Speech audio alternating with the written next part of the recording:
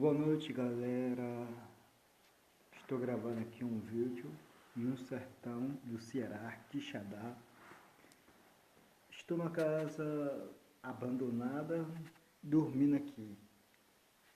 De vez em quando acontece algumas pancadas.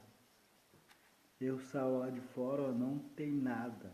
Mas quando eu entro e fecho a porta, os batidos continuam batendo